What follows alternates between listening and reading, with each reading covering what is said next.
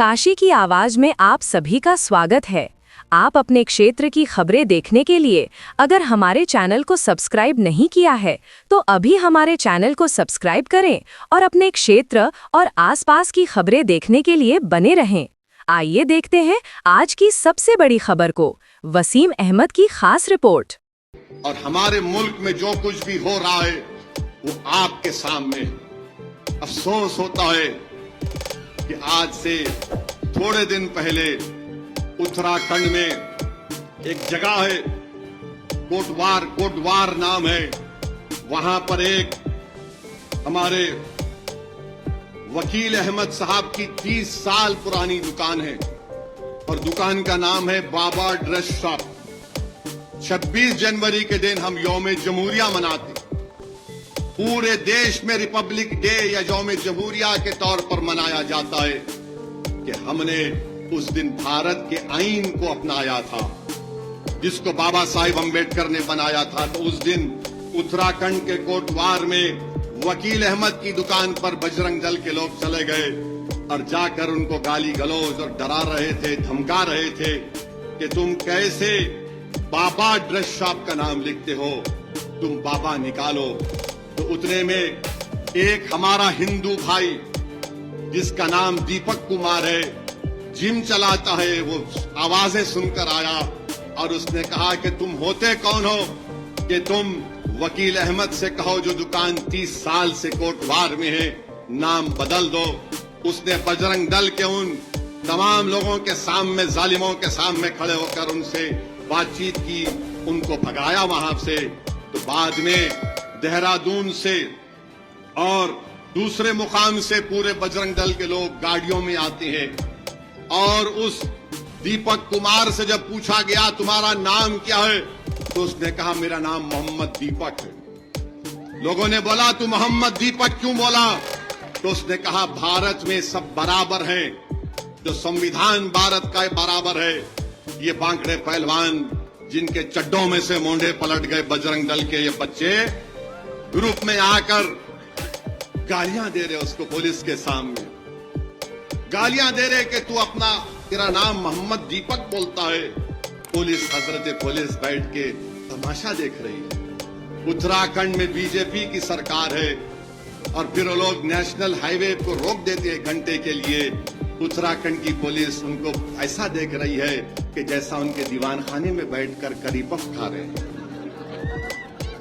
National highway पर बैठ गए और गालियां दे रहे उस दीपक कुमार को। आप बताइए क्या ये रूल ऑफ लॉ है? क्या ऐसे कानून की इज्जत बाकी रहेगी क्या? मेरे अजीज दोस्तों और बुजुर्गों, मैं सलाम करता हूं दीपक कुमार को कि उसने उस 70 साल के बूढ़े वकील अहमद की हिम्मत और उनके साथ खड़ा हो गया। यही भारत है। अगर इस तरह के दीपक कुमार के नाम के हमारे हिंदू नौजवान आगे आ जाएंगे तो इस मुल्क से बीजेपी आरएसएस की हुकूमत खत्म हो जाएगी। हम उम्मीद करते हैं कि इंशाअल्लाह ताला, मुझे पूरा यकीन है कि आज भी इस देश में और इस देश की माओ ने सिर्फ एक ऐसे दीपक कुमार को नहीं पैदा किया होगा। इस देश की माओ ने जहां पर भगत सिंह को पैदा किया तो इस देश की माओ ने टीपू सुल्तान को भी पैदा किया था। तो मेरे अजीज दोस्तों और बुजुर्गों, ये पैगाम मैं आपको देकर जा रहा हूं कि मजलिस इत्तेहादुल मुस्लिमीन कभी किसी मजहब के खिलाफ थी, ना कभी रहेगी इंशाअल्लाह ताला। हम खुलकर बोलते हैं और हमारा बोलना यह है कि जब इंसाफ की बात होती, मसावात की बात होती है, इक्वालिटी जिसको अंग्रेजी में, जिसको हमारे आईन में आर्टिकल 14 में लिखा गया, इक्वालिटी का मतलब फॉर्मल नहीं, सब्सटेंटिव इक्वालिटी की बात की गई है। यही इक्वालिटी की लड़ाई जिसको भारत के संविधान ने, बाबा साहिब ने दिया, मजलिस लड़ रही है। तो मेरे अजीज दोस्तों और बुजुर्गों, हम आपसे अपील कर रहे हैं कि मुत्तहदा तौर पर अपने वोट का इस्तेमाल करिए। और ये हम बजरंग दल के लोगों को बोल रहे हैं कि उत्तराखंड में आपने एक त्रिपुरा के एक 22 साल का एंजल नाम का बच्चा है, एमबीए कर रहा है, त्रिपुरा का आदिवासी है, उसको रोककर उन्होंने मार दिया। इतना मारा उसको कि उसकी जान चले गई। वो बच्चा MBA की तालीम हासिल करने के लिए तिरुपुरा से उत्तराखंड को आया। उसका बाप कौन था?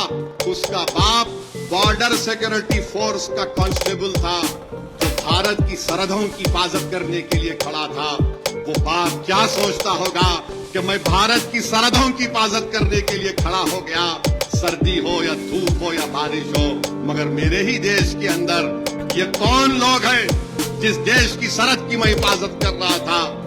ऐसे शयातीन आकर मेरे बेटे को मार दिए, ये कहकर मारे कि तू चीनी है।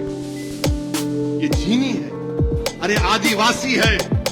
इस देश में अगर कोई सही इस देश का भारतीय है, अगर कोई इंडियन है इस देश में, तो द्रविडियन और आदिवासी है। वो एक्चुअल इंडियन है, बाकी के सब आए बशमुल मेरे आवाजदाद भी आए होंगे कहीं से। मगर आज जो BSF का कांस्टेबल है, जो सरहदों की हिफाजत कर रहा है, उसके बेटे को मार दिया आपने। मेरे अजीज दोस्तों और बुजुर्गों, ये मुल्क के हालात हैं।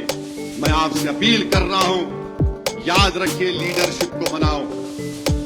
लीडरशिप को बनाओ, कोई आसमान या जमीन से निकल कर आने वाला नहीं है।